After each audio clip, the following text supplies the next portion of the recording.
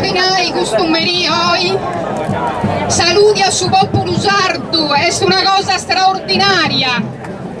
Leonardo che questa è una base dove la torrai a partire da oggi, per costruire un futuro con la Sardegna, con il nostro popolo nostro.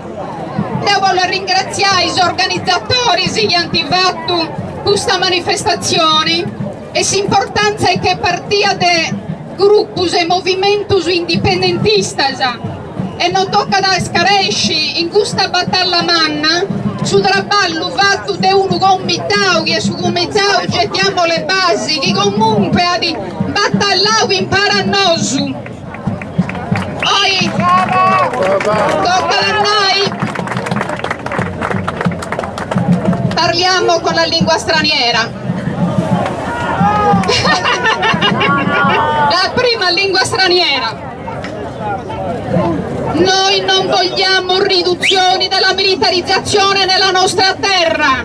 È da anni che diciamo che le basi militari e i poligoni notti e non notti, perché ci sono basi militari di cui non si parla e che esistono. Vogliamo la chiusura radicale. Erano le mie battaglie in consiglio della regione autonoma della Sardegna queste, quando purtroppo non c'era la risposta di popolo per appoggiare quelle battaglie. Io dico che oggi questo gioco di bandiere straordinarie, che non sono bandiere di gruppi, si va oltre, queste sono le bandiere di un popolo. E oggi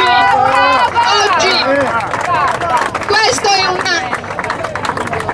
simbolo del superamento degli steccati. Noi sardi siamo pochi, nessuna considerazione politica del nostro popolo, perché non abbiamo peso elettorale, ma noi non possiamo condannarci scindendoci.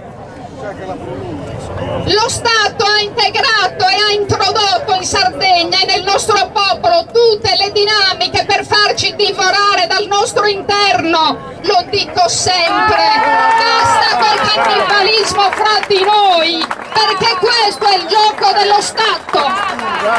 Questo è importante. Tocca la torraia partire, ma partire dopo si impari. Qualcuno ha detto domani che ne sarà del popolo sardo che oggi è qui. Il popolo sardo deve fare lo sforzo e continuare la mobilitazione. Ma attenzione a tutte le forme di colonialismo in Sardegna, a parte i giochi dello Stato con le guerre che vengono esercitate, sperimentate qui da noi. Ci sono altre forme di colonialismo che in silenzio e nel silenzio del nostro popolo stanno passando. Il San Raffaele di Olbia, il petrolchimico, è il nuovo petrolchimico della sanità questo, ma nessuno si pronuncia.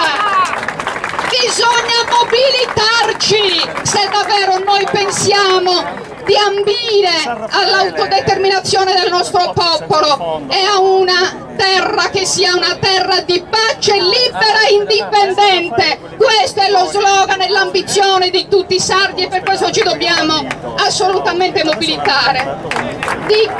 Voglio chiudere con uno slogan di Pratobello: a forza si Stato militari e per l'indipendenza. Grazie.